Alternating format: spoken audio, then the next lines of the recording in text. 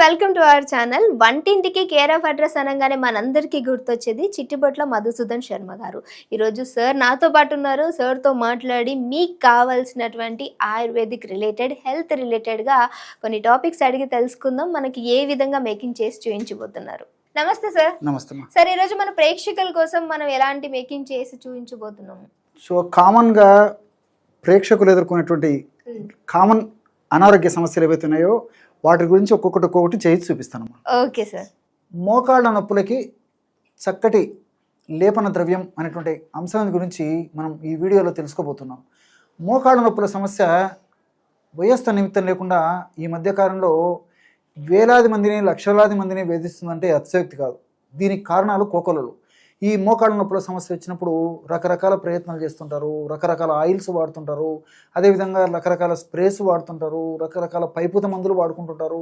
మరి కొంతమంది అయితే అవగాహన సరిగ్గా లేకపోవడం చేత లేదా తప్పనిసరి పరిస్థితుల్లో కడుపులో కూడా రకరకాలైనటువంటి ఆధునిక కృత్రిమ రసాయన ఔషధాలు కూడా డాక్టర్ల పర్యవేక్షణ లేకుండా కూడా వాడేటువంటి పరిస్థితి కూడా కలుగుతూ ఉంటుంది. ఈ మోకాళ్ళ నొప్పుల సమస్య తగ్గేందుకు చక్కటి గృహ వైద్యం పైన మనకు చక్కని అవగాహన కలిగి ఉంటే మోకాళ్ళ నొప్పుల సమస్యని చాలా సులువుగా తగ్గించుకోవచ్చు. ఈ మోకాళ్ళ నొప్పుల సమస్య తగ్గేందుకు లేపన ద్రవ్యంగా పైపూత మందుగా ఔషధాన్ని ఎలా తయారు చేసుకోవాలంటే 4 పదార్థాలని నేను చెప్పినటువంటి పద్ధతిలో కలిపి తయారు చేసుకోవడం వల్ల అద్భుతమైనటువంటి ఫలితాలు కలుగుతాయి అన్నమాట. ఆ 4 పదార్థాలు ఏంటంటే, మొట్టమొదటిది ఆవాలు. ఆవాలను కాస్త వేయించేసేసి మిక్సీలో వేసేసి చూర్ణంలాగా చేసుకోవాలన్నమాట. అంటే బరకగా చూర్ణం అయిపోతుంది. అదేవిధంగా రెండవ పదార్థంగా నువ్వులు. నల్ల నువ్వులు దొరికితే నల్ల నువ్వులు వాడుకోండి, నల్ల నువ్వులు లేని పక్షంలో తెల్ల నువ్వులైనా వాడుకోవచ్చు అనమాట.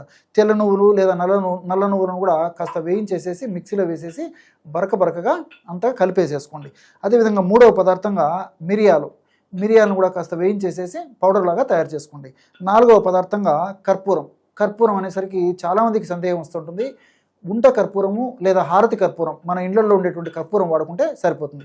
మరి ఔషధాన్ని ఎలా తయారు చేసుకోవాలంటే, మొట్టమొదట ఆవాలను వేయించేసి చూర్ణం చేసుకుంటాం కదా, ఈ విధంగా తయారు చేసుకున్నటువంటి చూర్ణాన్ని కాస్త ఇందులో కలిపేసారనమాట. 50 గ్రాములు. మీకు ప్రమాణం కూడా ఎంత కలుపుకోవాలని చెప్తున్నాను చూడండి. మీకు ఔషధం తయారు చేసి చూపించేది ఇక్కడ కొద్దిగా మాత్రమే కలపడం జరుగుతుంది. 50 గ్రాములు ఆవాల చూర్ణము ఈ విధంగా కలుపుకోవాలన్నమాట. రెండవ పదార్థంగా నువ్వుల చూర్ణం. ఇక్కడ నేను నల్ల నువ్వుల చూర్ణం కలపడం జరుగుతుంది. మీకు ఇంతకుముందే చెప్పాను కదా, ఒకవేళ మీకు తెల్ల నువ్వులు దొరికేట్లయితే తెల్ల నువ్వుల చూర్ణం కూడా కలుపుకోవచ్చు అనమాట. రెండవ పదార్థంగా నల్ల నువ్వులు లేదా తెల్ల నువ్వుల చూర్ణము ఒక 50 గ్రాములు కలుపుకోవాలి. ఔషధం తయారు చేసి చూపించేందుకు కొద్దిగా మాత్రమే కలపడం జరుగుతుంది. మూడవ పదార్థంగా మిరియాల చూర్ణాన్ని కూడా ఒక 50 గ్రాములు కలుపుకోవాలి. చివరగా నాలుగవ పదార్థంగా కర్పూరాన్ని జస్ట్ అలాగా నలిచేసేసరికి పౌడర్ లాగా అయిపోతుంది అనమాట. ఇది కూడా ఒక 50 గ్రాముల ప్రమాణం కలుపుకోవాలి. ఈ 4 పదార్థాలు కలుపుకోవడం వల్ల బ్రహ్మాండమైనటువంటి లేపన ద్రవ్యం రెడీ అయిపోతుంది అనమాట. ఆవాలు, అదేవిధంగా నువ్వులు, మిరియాలు, కర్పూరం, ఈ 4 పదార్థాలు నేను చెప్పినటువంటి పద్ధతిలో ఒక్కొక్కటి 50 గ్రాముల చొప్పున తీసుకొని అన్నిటిని బాగా కలపడం వల్ల ఈ విధంగా బ్రహ్మాండమైనటువంటి లేపన ద్రవ్యం కేవలము ఒక అర నిమిషం లేదా 1 నిమిషం లోపే తయారైపోతుంది అనమాట. చూడండి, బ్రహ్మాండమైనటువంటి లేపన ద్రవ్యం తయారైపోయింది. ఈ విధంగా తయారు చేసుకున్నటువంటి లేపన ద్రవ్యాన్ని ఒక గాజు సీసాలో నిల్వ ఉంచుకొని రోజు ఒక్కసారి తగినంత, మీకు సమస్య ఎక్కువగా ఉండి మరి 2 మోకాళ్ళ నొప్పులకి సమస్య ఉన్నట్లయితే ఎక్కువ తీసుకోవచ్చు.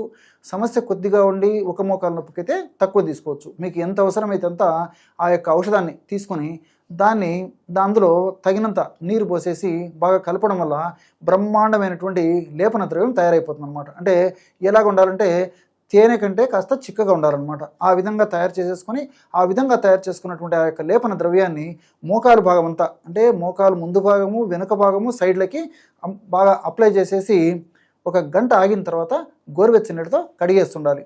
లేకపోతే ఆ విధంగా అప్లై చేసేసి ఒక రాత్రిపూట అప్లై చేసి ఉదయం పూట కడిగేసినా సరిపోతుంటే కట్టేసేసి. అంటే మీకు ఎలా వీలైతే అలాగా ఈ యొక్క ఔషధాన్ని ఈ పద్ధతిలో వాడుకోవడం వల్ల చాలా సమర్థవంతంగా, అద్భుతంగా, శీఘ్రంగా ఈ యొక్క ఔషధం పనిచేసి మోకాళ్ళ నొప్పులు చాలా త్వరగా తగ్గేందుకు చాలా చక్కగా ఈ యొక్క ఔషధం సహకరిస్తుంది.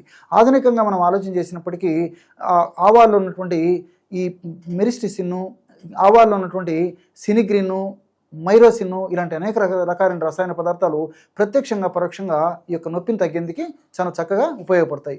అంతేకాకుండా ఈ నువ్వుల్లో ఉన్నటువంటి లిగ్నాన్స్ అనేటువంటి రసాయన పదార్థాలు, మిరియాలు అనేటువంటి పెప్పరిన్ అనేటువంటి రసాయన పదార్థము, కర్పూరంలో ఉన్నటువంటి క్యాంఫరాల్ అనేటువంటి రసాయన పదార్థం, ఇవన్నీ కూడా ప్రత్యక్షంగా పరోక్షంగా మోకాళ్ళ భాగంలో వచ్చేటువంటి నొప్పి, పోటు, సలుపు, బాధ, అసౌకర్యము ఇవన్నీ తగ్గేందుకు కూడా చాలా చక్కగా ఉపయోగపడతాయి. మరి ఈ యొక్క ఔషధాన్ని నేను చెప్పినటువంటి పద్ధతిలో వాడుకోవడం వల్ల చాలా సమర్థవంతమైన ఫలితాలు కలుగుతాయి.